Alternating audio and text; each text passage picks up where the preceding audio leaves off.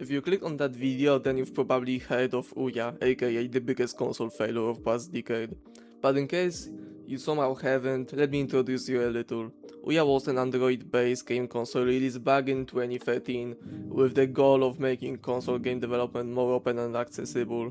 Founded by Julie Urman, the project gained widespread attention after raising a whopping 8.5 million on Kickstarter in 2012, making it one of the platform's most successful campaigns at the time. Despite all the sweet promises when people received the device, all the hope was gone as far as the hype was raised.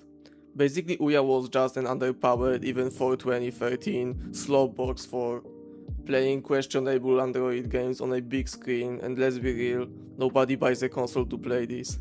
In 2015, Ouya was discontinued, and in 2019 all the online services were shut down, turning the device into a nice piece of decorative plastic. That's basically it about the console itself, but what about the controller? Let's hear what the creators themselves had to say.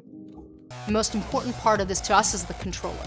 We really focus a lot on what gamers are looking for. Precise controls, tactility, right sizing. I have recently gotten my hands on one, so let's face the reality, I guess. Starting with face buttons, all I can say, imagine the cheapest AliExpress controller and you will get a similar result. At least they have a click to them, but just imagine the confusion they must cause, like I from Xbox layout, A from Nintendo layout, huh? Also they squeak more than my attic's floor.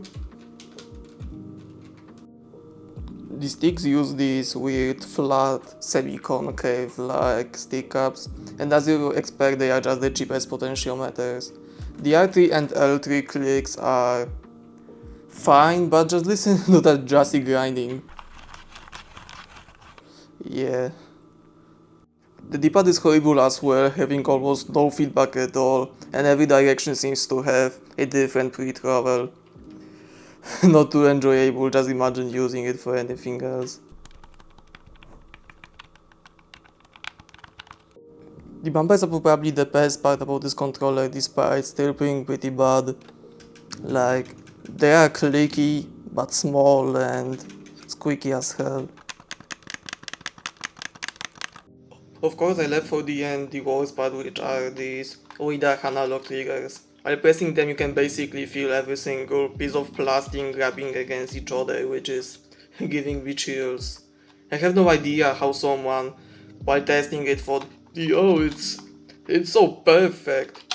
Yeah, it's so good, we gotta mass produce this. Like, come on, bro.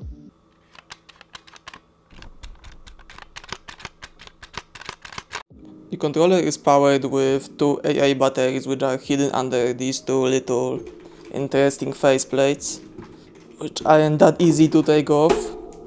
Yeah. Exactly here.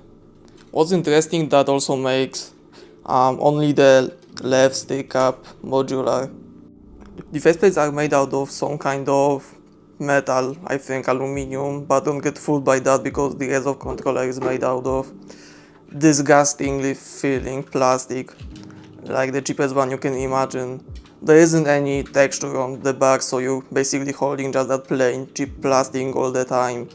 I don't mind the shape because I have heard a lot of opinions about the shape, but I personally don't mind it at all. I guess that's all that can be said about this controller, so let's just connect this obscure little piece of plastic to the PC.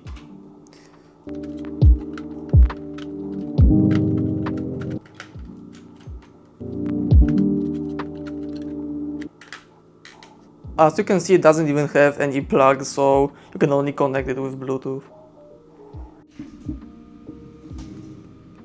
As you can see, the controller also has a little light that signalizing which player I am. Yeah, it doesn't look the best. And this stick doesn't register. Oh, what's going on?